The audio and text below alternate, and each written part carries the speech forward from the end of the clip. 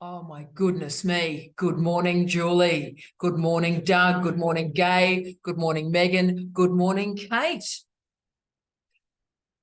Oh, and good morning, Liam. Oh, well, good evening, Liam. Evening. And colleagues, I apologise in advance. We may be talking about sound and sonic media today. So it's Tara versus the leaf blower outside for a little while. One is happening. Don't worry, it wasn't bits of me spontaneously exploding. It is actually a leaf blower. So good morning, everyone. Carl's is in the house. Good morning, Carl's. How are you, Carl's? Fabulous, everyone. Good day today. Oh, How is everyone? better for seeing you, Kyles. And Josh, how famous is Josh? I've been talking about Josh all week. Good morning, Josh. Good morning, everyone. We're just slightly obsessed with you in a stalky fashion. And good morning, the person we're just a little bit in love with. Good morning, Jane. You are the best in the universe. The person that I'm deeply in love with, Jamie Quinton, is with us for a little while. Thank you, Jamie. Good morning, Jamie. Jess has the best haircut I've seen in 2023. Good morning, Jess. Oh, I get a bit of a... Good morning, everyone. You look fantastic. I love that blue as well. It's all happening. Thank you. Thank you. Dress how you feel. Feeling tropical today. Tropical. I'm not feeling, I don't think a goth can feel tropical, but I feel happier with that blue, Jess. So thank you for heightening my mood. And look, beautiful Donna. We've got two of our colleagues joining us from the middle of the night. Amazing Liam and gorgeous Donna. Donna, how are you, Angel? I'm very well, thank you. Oh, I am not too bad. Oh, look, I'm thrilled to see you. You always sort of look snuggly and warm too. I know I'm in the middle of Darwin, sort of, I just like air conditioning, take me away. But can I say, whenever I see you, Donna, I feel so much happier because I remember this snuggly bit of the year in the United Kingdom. So how are you going really? Is it cold or is it hot there? Where are we for you two? Lots of flooding. I'm in County Down, so I'm up in the north of Ireland. So it's not too bad. I haven't seen that on the news. That's unbelievable. Oh, Donna, well, we're sending all our good energy to you in the universe. And look, we probably need to start with, just for a change, one of our fabulous people. Obviously, Julie, I'm going to stalk obsessively today. But we need to start with Kate, really. Kate, would you like to tell everybody the fabulous things that have occurred to you in the last week, the last couple of days, Kate? Oh, my goodness me. Well, my book is published. This is, I think, book number 18 or something since 2013. Mm-hmm. And I've just noticed this morning it's available as an El Cheapo ebook, but it's all about, I don't know how to send you the photo. I don't know how to do that. It's called Wishing to Go Home. And it's about my mum's journey in a dementia unit. And but I've written it as a general aged care advice to anyone who's going into a dementia unit or into an aged care facility, and for families who can follow a lot of its dot points, a lot of its emotional rubbish from my heart. But the photograph on the front of the book is a photo of my eldest son, Chris, walking my mum back into the dementia unit. And it just, she's been dead for a few years, but it just absolutely tears me apart. And the reason it's called Wishing to Go Home, when I first put her into a dementia unit, she was really angry, but she could no longer live in her home. And the one thing she said to me in the years before I put her in, if I ever have to go into care, you take my washing home. I don't want my washing to go in with everyone else's in the nursing home, of course. And so I asked the staff to do a piece of paper with a sign, all washing to go home, so that they'd keep it in her wardrobe till I went in, and I was in there nearly every day. And then one day she was really angry with me, and she had macular degeneration, so she was nearly blind and couldn't see, and she stormed up to the wardrobe. And my mother was a beautiful English, polite, calm lady, never. Oh, we've lost a bit of Kate. Please, please. Oh, I want to hear the end of this. But she did shout on this day. She looked at the sign on her wardrobe and said, "Yes, I am wishing to go home." All washing to go home. Yes, I am wishing to go home. So that's the title of the book. That's unbelievable. And Kate, darling one, in the email that you sent me, you did a link to the book. Could you do a link to that for everybody here? So that link you sent me on the email, could you link here? I think so. It's available as hard copy, soft copy. I wouldn't even bother with those because they're too expensive. And the ebook is now available today on Ex Libris. I'll see if I can. Let me fiddle around while you're talking. You have a fiddle. That's a technical phrase, Kate. Yeah. You have a fiddle, but we're so proud of you. And also, of course, Kate, you had an article that was accepted this week as well. So we're so thrilled. Another, it's a paper on stats on MRSA, and I hate stats. I won't be doing any more, but it's on MRSA or golden staff in aged care facilities. Brilliant. And that's going to be published in the January edition of the Asian Journal of Medical Sciences. And I love the editor. He's so fabulous to work with. That's my 4th paper with him. But I think it's about my 26th or 27th peer-reviewed paper. So I'll probably do one more paper on sleep deprivation and aged care. And Tara, you know about that because I'll be plucking it from my thesis. And then no more papers. I think maybe just books or. So you're a book girl, mate. Don't lower the tone, mate. Keep going with the books. No, we're so proud of you, Kate. But what a triumphant moment this is. I mean, Donna, how amazing is this, Donna? Just amazing, so inspirational.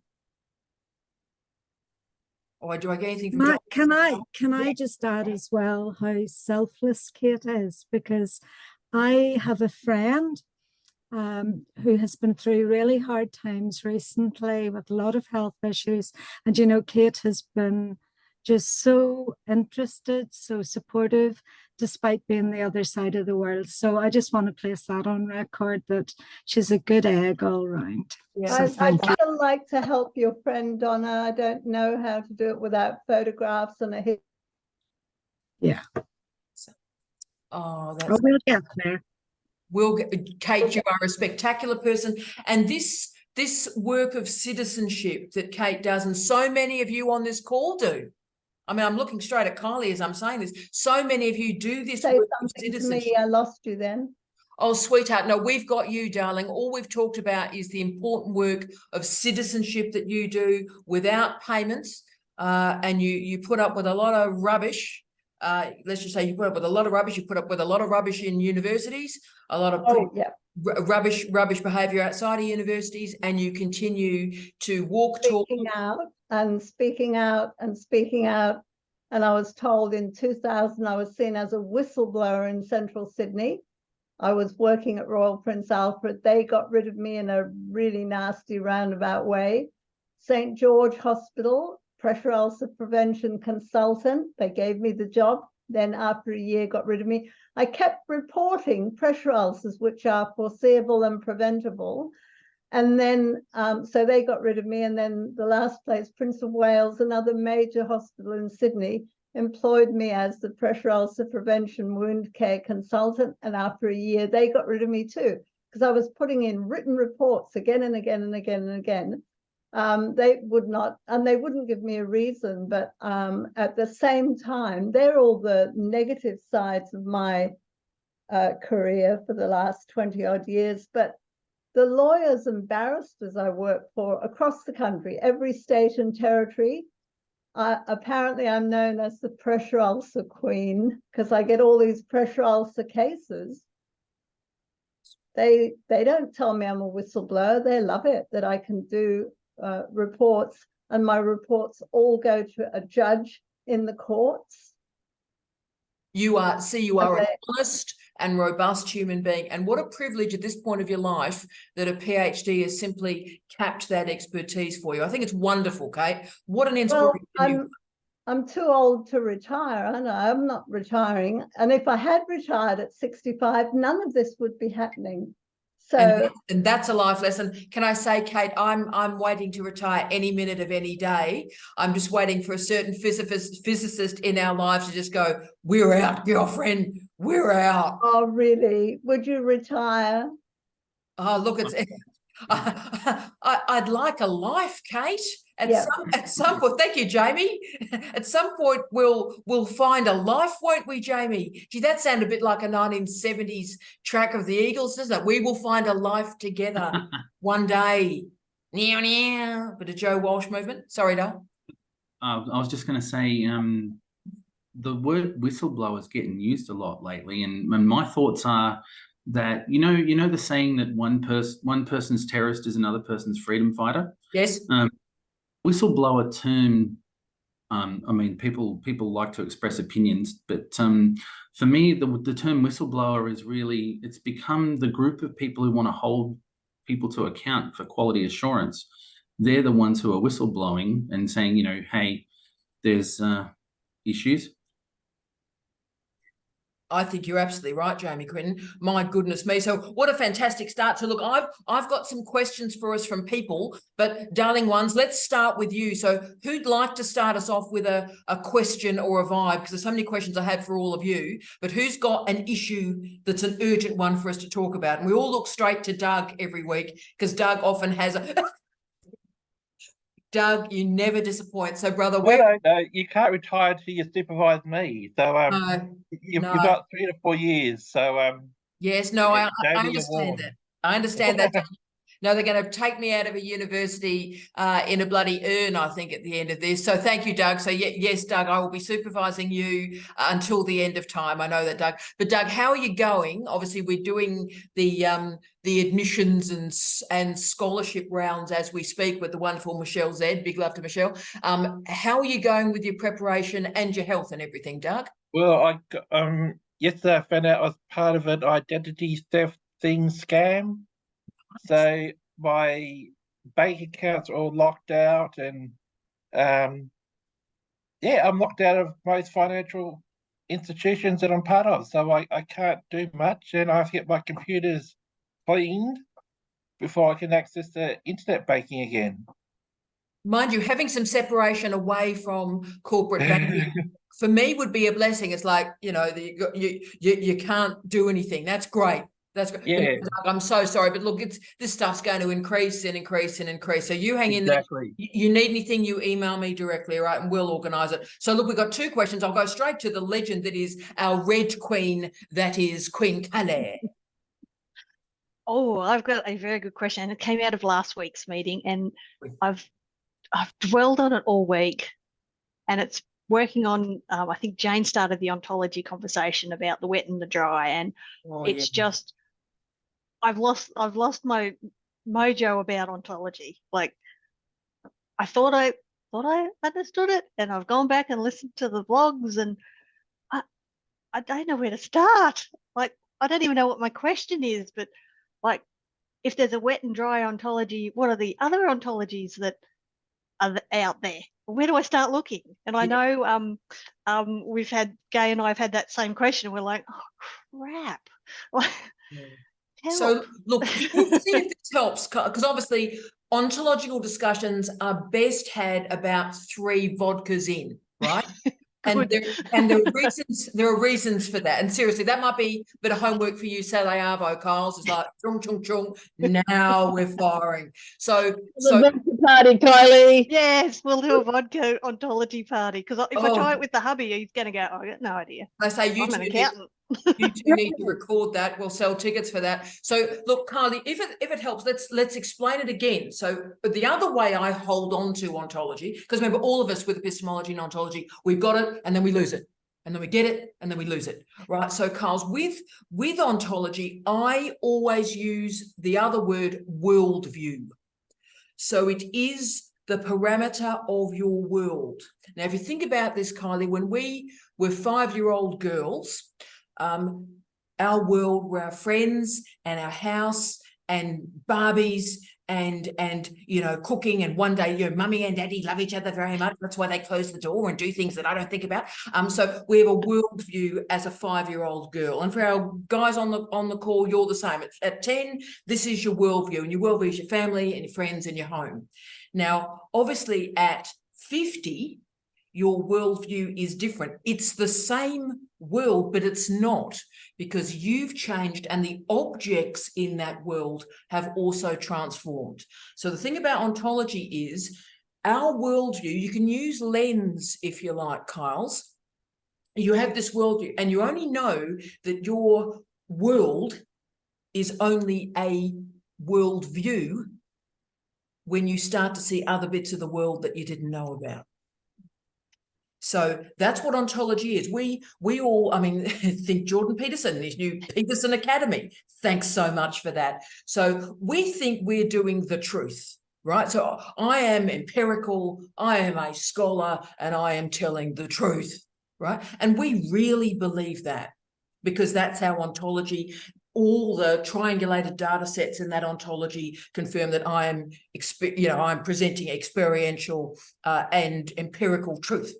But then, of course, you speak with an Indigenous elder, you speak with a colleague who's visited Palestine, and then all of a sudden your ontology transforms somewhat, because then what you thought of as the world is just a worldview, and your lens gains another facet. Does that help? That helps, but what threw me was the fact that there was a name, like Jane used the wet and dry ontology. And I'm like, well, what's the name of what mine is then? Yes, well, of course, that's where you start. Highly ontology. Thanks, Bree. That's good on you, I Bree. love ontology. It's great. And that's a point. But of course, Kylie, that's when you start get to, and it's reified down to the Western ontology. There's been lots of discussion of the West, right? And of course, we only had the notion of the West when wonderful scholars like the legendary Edward Said started to summon theorizations of the East and Orientalism. So the West was the West was the world before the magical, mystical East was discovered.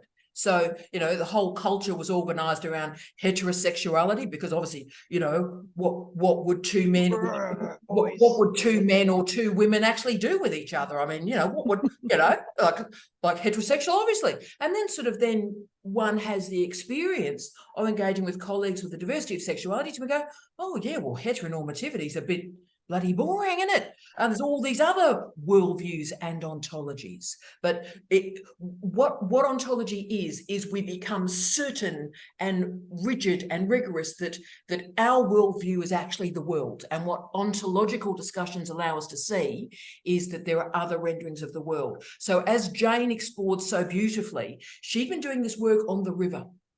And when this object, this ontological object, was centered, then suddenly the worldview of the dry, of the world of the land, we suddenly, with ontological rigor, see a world that's organized through the wet. Is that helping at all, Carls? I think so. Let me dwell on that for another week. Okay. So, but if it helps you, so whenever you think ontology, think worldview, and remember the bit of the view on the world. So it's what you see, and you're assuming that what you see is the parameter of what is. Cool. Thank you. I love you forever. I love you forever. Let's go to the legendary Josh, and see, then Jess is straight in. So Josh, where are you? Light in the darkness. Hello. I had a question about applying for jobs in different countries and kind of translating the CV over into whatever system you're going into. So Taiwan works very differently to Australia. Everything's ongoing. You're employed somewhere and you're going to die there in the institution. It's ongoing compared to how unstable it is in Australia. They work on the assistant associate professor Yes. job title series over there. And there's a lot of little things like that I found it really hard to get my CV right. And I had a meeting with a professor here and brought him my CV just so I could see what the live reaction is. And it feels like whenever there are those errors or those disconnects, the immediate assumption is then, oh, I don't really know what's going on. So, maybe the Australian education system isn't that good, if it doesn't make sense, which is understandable because I feel like in Australia we do the same if somewhere overseas if we didn't quite get it. So I wanted to ask, I've been thinking more and more that it would be easier for me to literally just have a paragraph or half a page at the front of my CV system. So I just wanted to hear your thoughts on it because I know you worked in Europe where it is very different. Yeah, that's right. And Josh, mate, I will activate the wonderful Liam's expertise as well. And can I say, Liam, we've never had a chance to say this to you. Your commentary about a month back changed how Jamie and I think about our own CVs. So we talked about you. There was a third person in our marriage, and it was you, Liam. And we talked. Look at Jamie go. So your expertise, you didn't convince me because I'm just a staunch, haggard old queen. But can I say, Jamie Quinton listened with great rigor to your ontology and agreed with you and changed his own worldview. So Liam, please come in there and talk about this. So Josh, mate, the first thing you do is you've got to find a mate in the system that you want to work in, right? Find a mate in the system that you want to work in and use them as your critical friend on the side when you're configuring the CV, particularly in the early stages of one's career. When one is like me, old and close to death, the CV is the CV and it moves round the world more easily. And I'll tell you why, Josh, because it's about the research. So I think what you need to do for systems around the world is, and I made a mistake on this for the first 20 years of my career, put the research first, then the teaching. Okay, then funding and so forth. But be clear as you can with nouns on the roles that you've enacted. So if you were a program lead, use these sort of languages that move around the world very effectively. So you were a course coordinator, anything that's got that arbitrary Australian component to it, don't go there. But Josh, also be aware that you have to explain to colleagues in different systems that the Australian system, see in North America, if you are an academic, you are called a professor. And of course, that's fine. But in the Australian system, the professor is about 5% of our workforce. So I always try and remind colleagues, particularly in North America, that if someone has been made a professor in the United Kingdom or in Australia or Aotearoa, New Zealand, that is a very, very, very big deal. Okay. So Josh, make sure you've got clear headings on research, on teaching, on community service, and your referee. So make them big, clear. So the language that we share around the world, use that, and use clear descriptors that explain what you did. So noun, what noun did you do that shows what you did? So you were working on this program, you did this evaluation, this analysis, thanks for playing. Now, Liam, straight to you on this, mate, because your advice is crucial here. Because can I just ask, Josh, where are you thinking? Are you applying multiple nations? Where are you going, Josh? In Taiwan, and so it's assistant professor jobs. Right. Great. I know, actually, I was dealing with a lot of colleagues in Taiwan at the moment. So research, crucial. They've got outstanding research integrity protocols, Josh. I'm just so impressed by what they're doing. So make sure you're very clear about in your research, this is a book, this is a refereed article, and be clear on the positioning of the authors in those articles because their research integrity protocols are very clear. Sorry, Liam, straight to you, brother. Yeah, I'm going to say I absolutely agree with you, Tara. So what's really strange, what's happening in the UK, so they're doing away with senior lecturer, they're changing it into assistant professor, associate professor, and full professor. They're Americanizing the model at an increasing number of post-92 institutions as well, which is also very, very confusing. Because a senior lecturer in one place isn't, a lecturer in another, etc. And it doesn't internationally weight very evenly. And especially they're trying to base it on the American system. But if you convert the American system to the UK system, it's very, very different. So it's just all a heap of poop. Yeah, I won't swear. And I'm trying to I'm trying to decipher, demystify what they actually mean and what they actually want. So, say for example, I've looked at a number of roles where I've sent my CV in to the named contact. I've just said, hi, would you welcome an application from me? And they've gone, oh, well, you're only 18 months out of a PhD, so you wouldn't be going for an assistant professor role. However, if there was a grade 7 lecturer advertised, then yes, you could go for this. And it's like, well, what do you mean? Because lecturer is assistant professor. And then they're like, no, well, it's differently banded now and differently weighted. And yeah, you're not good enough. So, bye-bye. Which is fair enough. I've not wasted my time.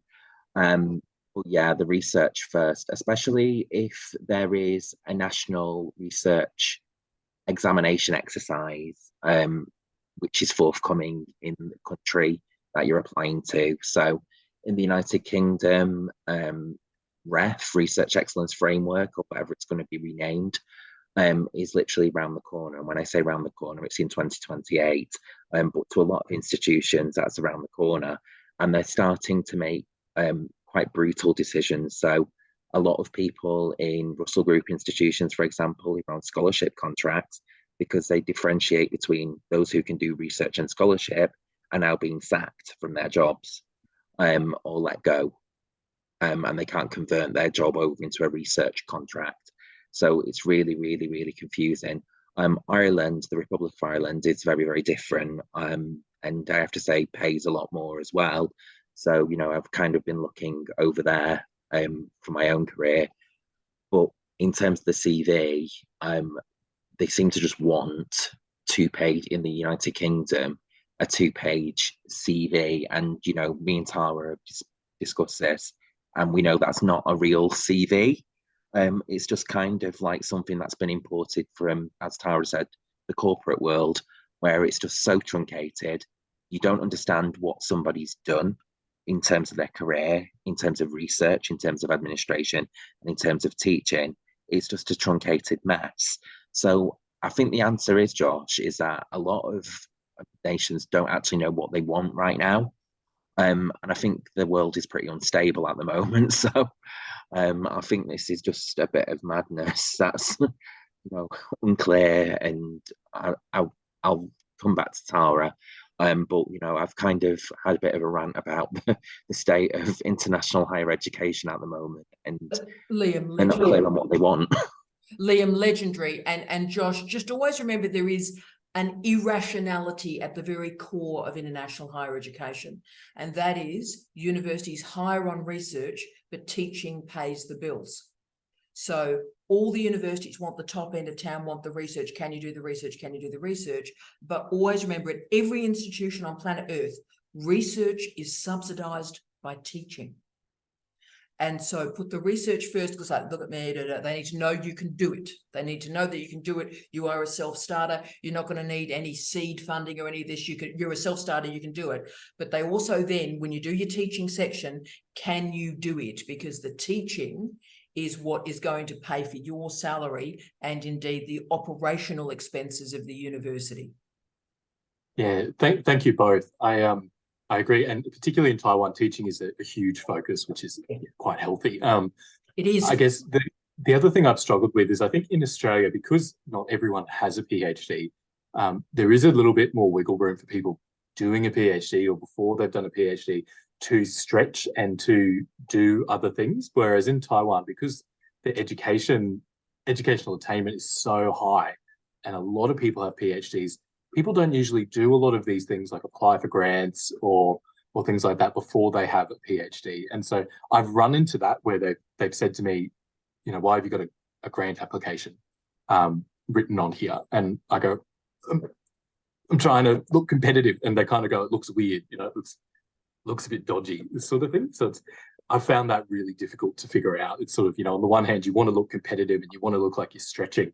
But then for them, they seem to have a bit more of a conservative mindset of, it looks like you haven't followed and earned your seniority. Yes, and Josh, you have your PhD, so that's all magnificent. That's not a concern. What I would say is this is where the language is useful. Use the weird research training thing, which is a dreadful phrase. But Josh used the phrase research training in Australia focuses very strongly on grant acquisition, funding acquisition, and we ensure our students model academic behaviour. So we make sure in Australia that our students see all components of academic life. So that's why there's still that old-fashioned English apprenticeship component to what we do. Will that maybe answer some of the question, Josh?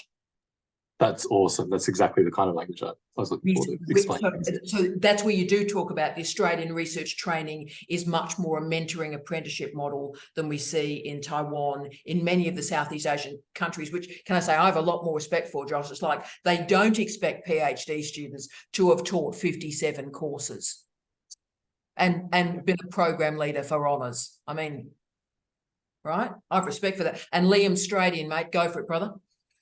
As well, we're seeing, and I think because of how unstable things are, so for people who are fortunate enough to get research funded grants, like for example in the UK with UKRI, etc., they're able to do deals with institutions where after like 4 years they will get a senior lectureship or associate professor. And some of these people have never taught before. I've got more of a teaching career than them, and I've been doing this nearly 10 years now. In various precarious roles. It's only the last 2 roles that have been open-ended, and we're getting people coming into the academy doing then substantive teaching roles, program leadership, after their research grant period is finished, and they can't do the job. Exactly right. And that's a brutal reality. But then it's people like, who've done the housework of the institution, as Tara's called it before, who end up cleaning up the mess. And it's dreadful. And then you end up in situations where PhD students end up being program leaders, deputy heads of department, etc. And it's just a whole heap of mess. And, there's some institutions that are, quite underfunded in terms of for research funding. And they're experiencing this right now, and I'm swimming amongst that tide at the moment, and it's a really difficult place to be. So just be mindful of that as well. Yes, I think, Liam, that's a brilliant corrective again for Josh, because I mean, Josh, we all believe strongly in the model of what's called a balanced academic. So a scholar that has teaching, that has research, that provides the administrative work in the university that can be called the housekeeping, and also community service. They're the 4 pillars of academic life.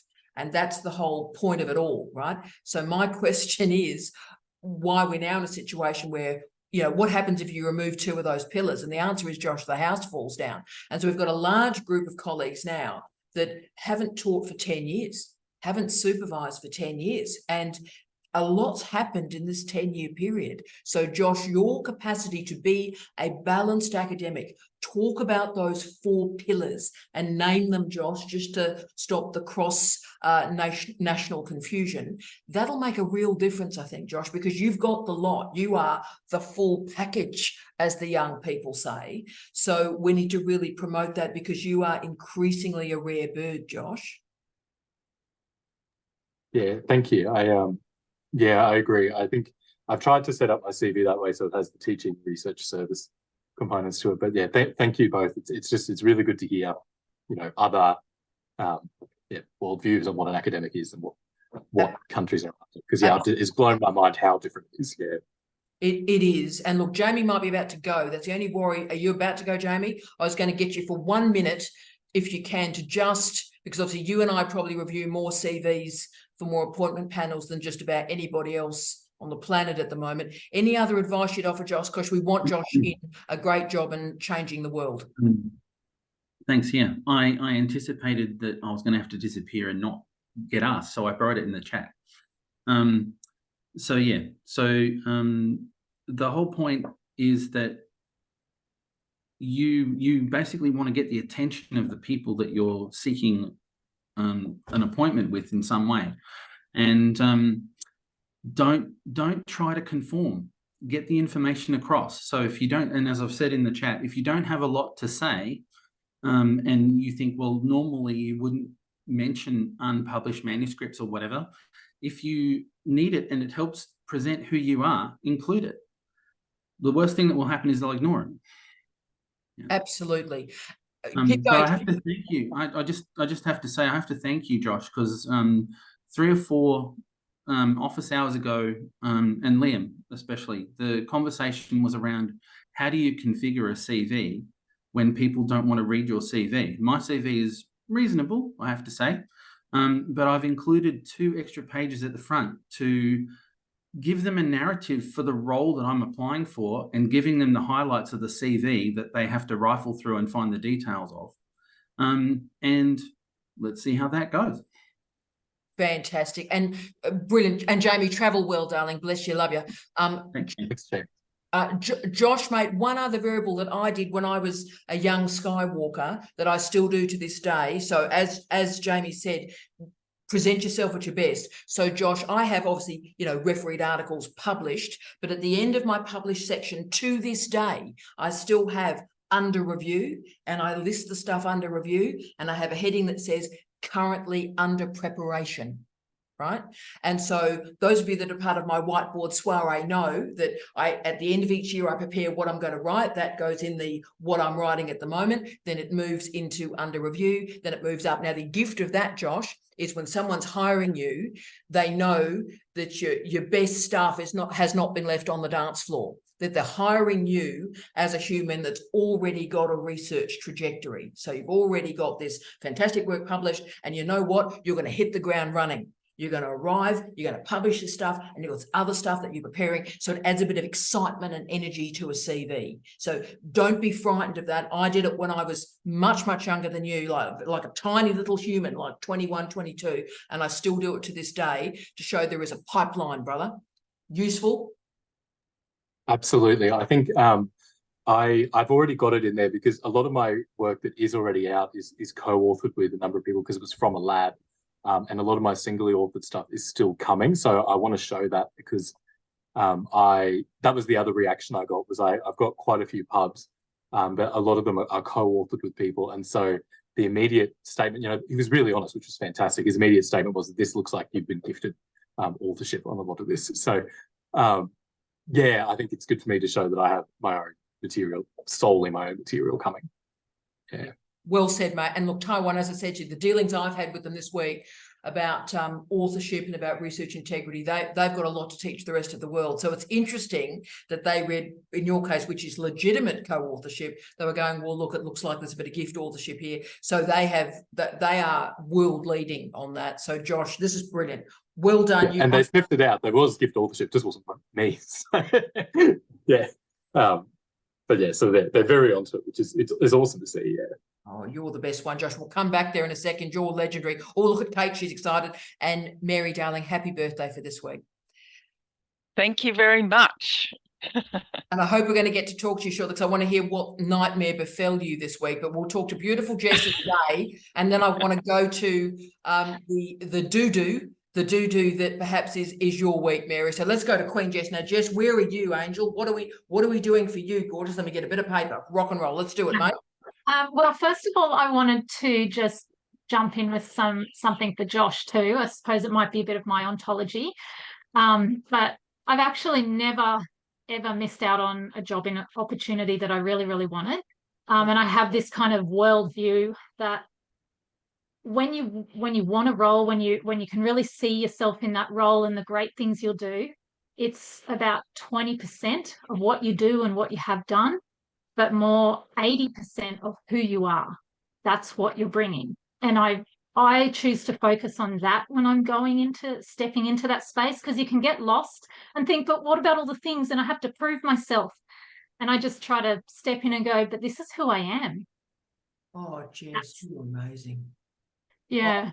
Can I say, Jess, I must have been beaten around the head and neck because like I could visualize all I like, but people had still put me in the bin. So I just think that's brilliant, Jess. Let's all be Jess. Did anyone else just get really moved by that? I'm going to be visualizing myself a lot more, Jess. Bloody hell, I'm a failure in comparison to you, Jess. Jeez, that's good advice, Josh. Go, Jess. Okay, so I'm still back in the right, trying to, because as you can see, I can see big stuff, and I've got this PhD. I really wanted to do a pilot study of an intervention, and after supervision this week, we decided it would be really, really good to just go with what the university's asking for, be really safe, pop back in my box and close the lid and just, be really safe in there and keep it a feasibility study. So the difference is a pilot study is when you go, yep, we've got this thing, we're going to now test to see if it works. And we're going to do pre and post measures and go, hey, this really did what we wanted it to do.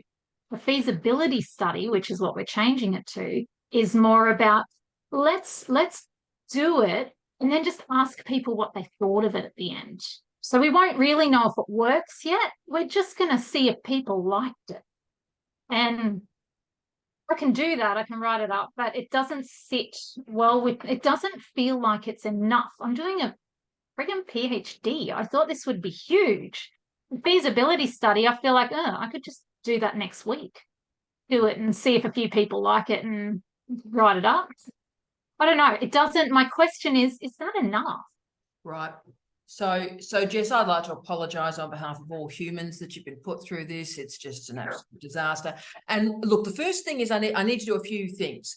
Firstly, the best PhD is a small PhD. So there are a bunch of people that sort of go, I am going to reinvent the world, okay? And they're the people that never finish a PhD and develop a vodka habit about 4 months in, right?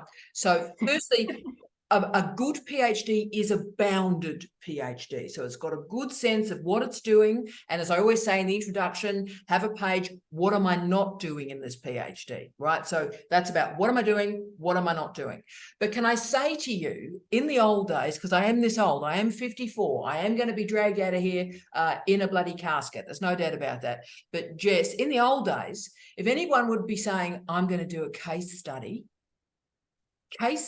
or feasibility study, they were, for me, girlfriend, that's a master's degree. Right, so a feasibility, the moment I hear case study or feasibility study, I go master's degree. That's like good, solid, love a good, solid master's degree.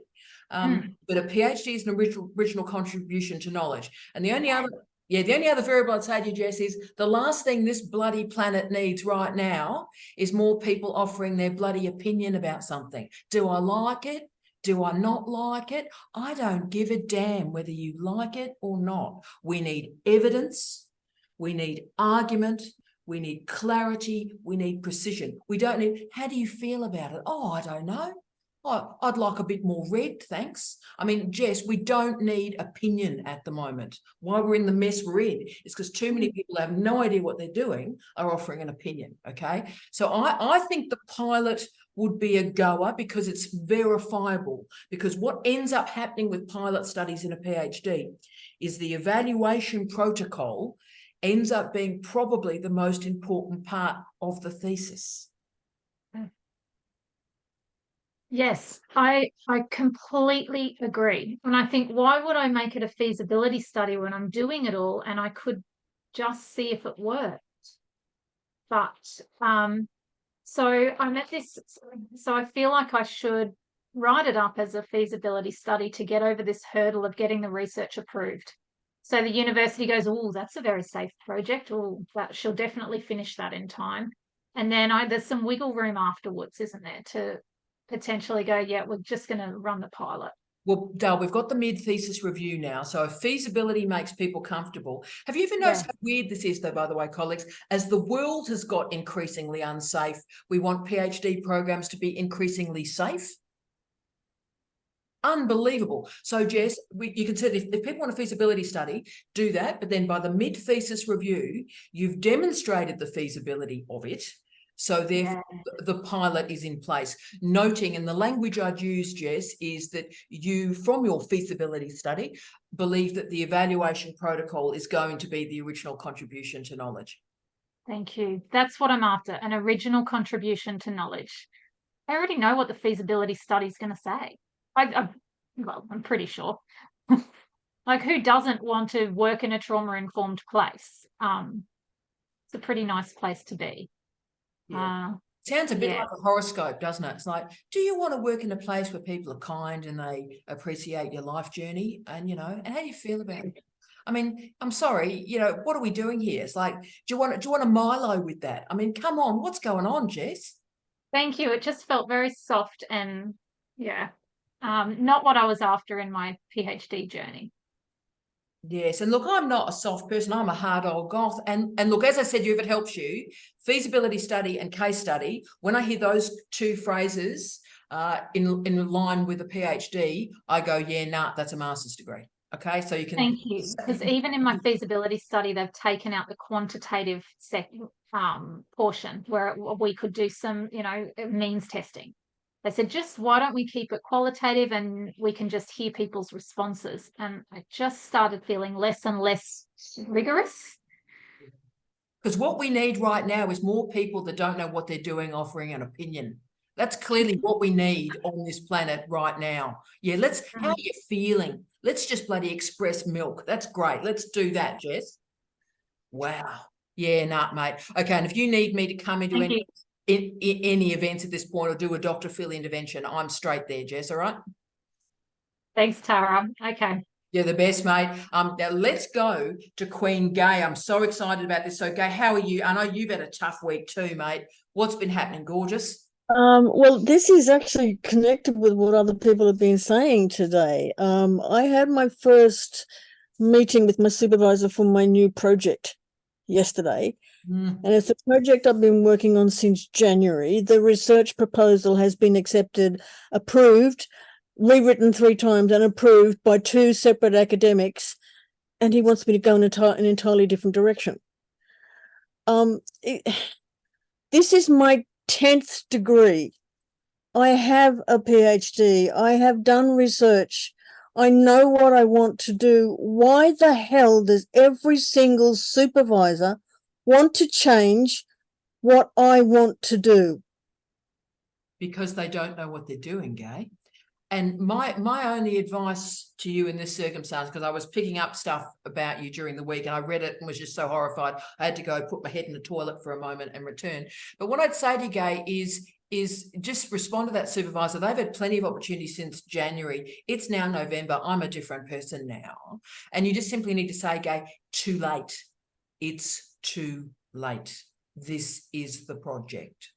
This is the project. And if they complain and if they're involved in assessment in any form, just make sure you've got a good sense of the appeal regulations in place. And if they use their bias, if they're not in affinity with the project, make sure you activate the appeal protocol. This is what happened with my PhD. The supervisor kept changing the direction every single month until I had no time left. And I finally said to him, this is my thesis. And he backed right off. And I got no support from him from the rest of the process. It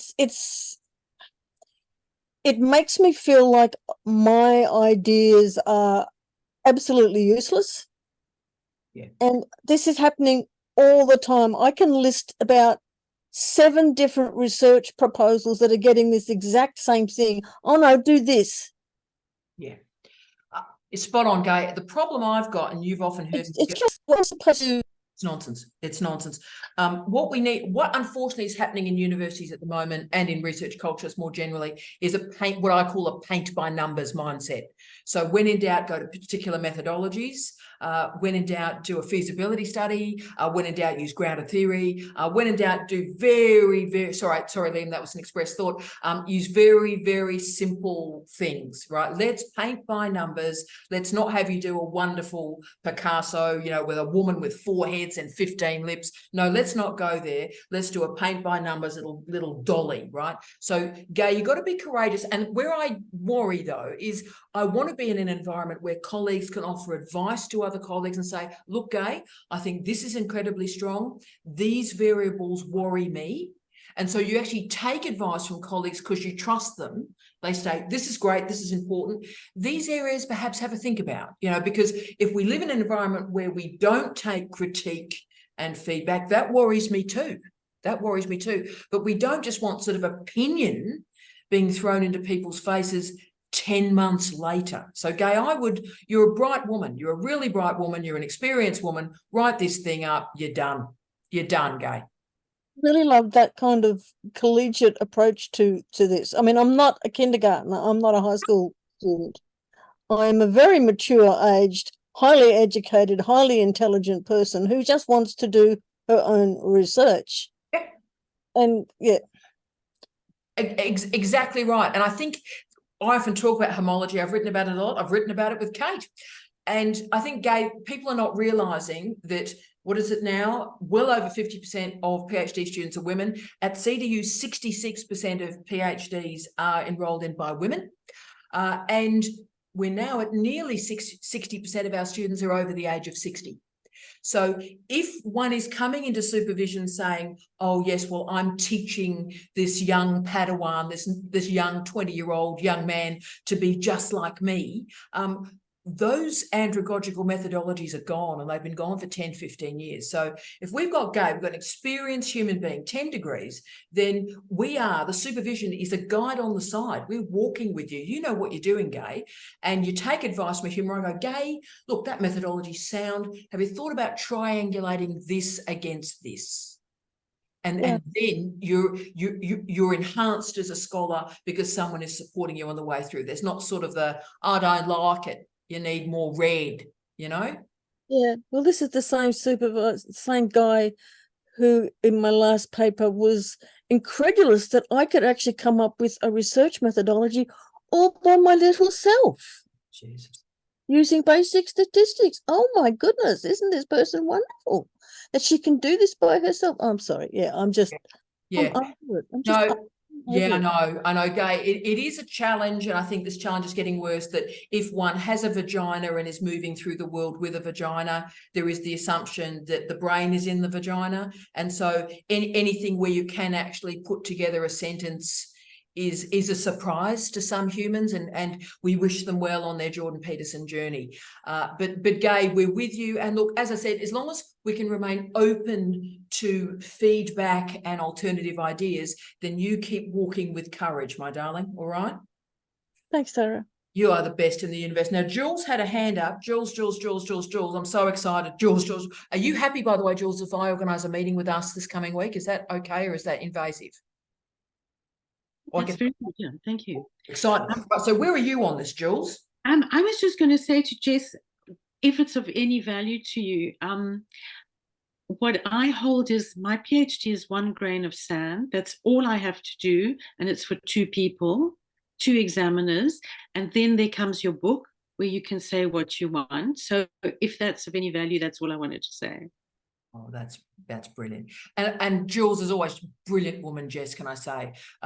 The thing to always remember, which I beg PhD students to remember, is you've got an audience of 2.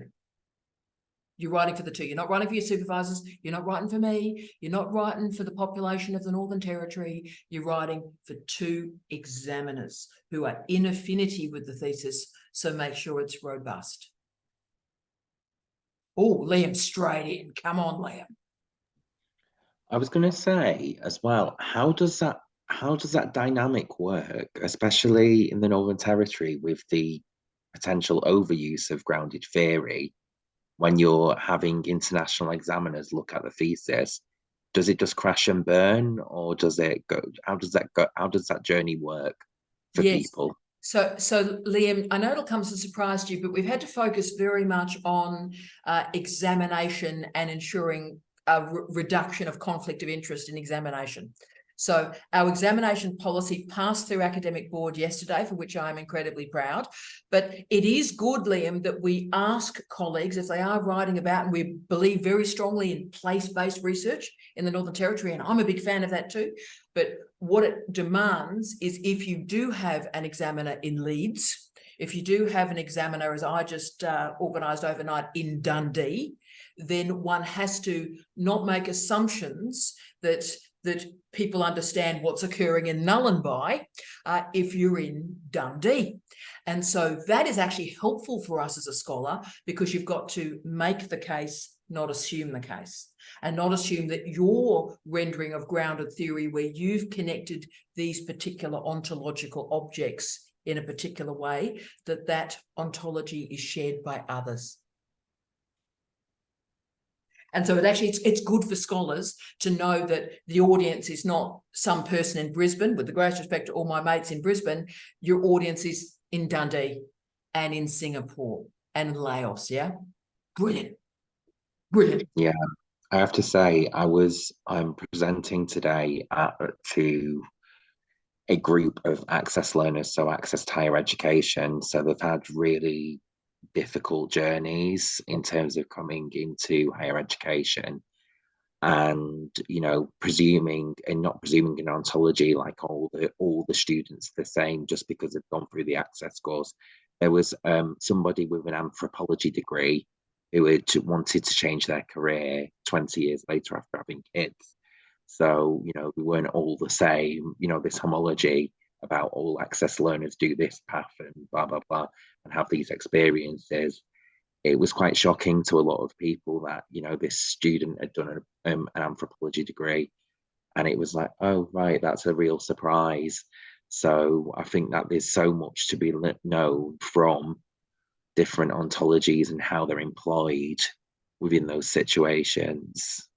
And can I say those access programs, I get quite emotional. My favourite moment, and again, my favourite moment in life, in my entire professional life, was working at the University of Bolton, as you and I have talked about. And once a week, I used to work with our foundation degree and our access students, and I used to teach them on Thursday morning. And it was the most important work I've ever done, Liam. So I want you to, give them hell and give them a fantastic time, because those crew are special, and those crew are really what our universities are about, mate.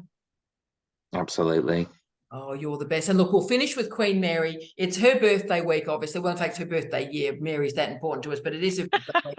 And look, Mary, you've had a bit of a tough week. I've left you alone because it looks like things were getting a bit bonkers. But do you want to just tell your sister West Australian about what's been happening and if you're all right? Yes, I'm okay. But I got very harsh criticism about my writing from my supervisors earlier this week. And I have to admit, it's the first time that I've cried after a supervisor's meeting. It was very hard. And also last week, my first article that I'd submitted and had worked on for 14 months and revised 3 times also got rejected. So I'm really a young academic. So I was sort of thinking, oh, is there something wrong with my writing? But then I realised that my university does offer writing help. So I've done that. I'm going to contact them and get into that. And of course, to really help me get perspective, I just got out a Tara Brabazon vlog on criticism and had to listen to it. And, you had 10, do this, do that, blah, blah, blah. So, I thought, yes, well, I've got a plan. I can tackle it. And so I feel like I can carry on. But it has been a bit daunting. So, but then, you do have weeks like this. I've also just been accepted for this really interesting internship where I'm going to be paid that I'm going to do for the next 10 weeks. So it's been quite a strange week. Well, Mary, if you want to send me some of your writing, I can give you some feedback if you like. Oh, that'd be lovely. Thank you very much, Gay. Yeah, because I really am starting out, and I was told, look, this is okay writing for undergraduate, but not for a master's. You need to write in a different way for a higher degree and all that. So, but unfortunately, the feedback was also very vague. So I didn't know what I actually had to fix. So I was sort of just left with trying to work it out myself, unfortunately. Isn't that a surprise? So, Mary, once more, the whole gig this week has been about people offering an opinion, hasn't it? So I think you've answered your own question now. I don't like it. I can't tell you why I don't like it, but I don't like it, right?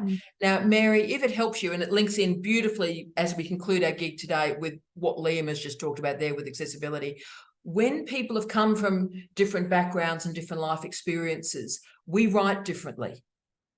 Writing exists in context, and I come from a pretty tough working class background. I write completely differently. And if it helps you, just about everybody through most of my degrees has despised my writing until invariably I win writing awards, and then they go, well, how has that happened? Gee, she must have really improved since that time. So, Mary, there is a singularity to your writing voice, which I enjoy very much. And when people are saying, I don't like it, what they're really meaning is, I don't like it because you're not writing like me, because I write like the mediocre mush that exists in the rest of the culture, right? They want Fordist academic writing. And Mary, for the topic you're doing, how could you be writing in a Fordist academic manner? Because you're taking on Fordist academic ontologies. Yeah, exactly. And yeah, that's exactly right. It's a new kind of thing, and it is hitting on assumptions that people have made and think the world is, you know, okay to run this way, but you know, it's not. Mary, well said, colleagues. What a powerful week, Jess. Unbelievable. Every week something remarkable happens, and I thank you all for being splendid. Megan, you've been delightful as always. We normally have a Megan moment, and we've missed the Megan moment this week, but you're all wonderful. Doug, look after yourself. And for many of you, see you in Write Club shortly. You are a blessing to us. Mary, birthday week. Love you forever. Rock and roll. You're the best, Mary. You're the best.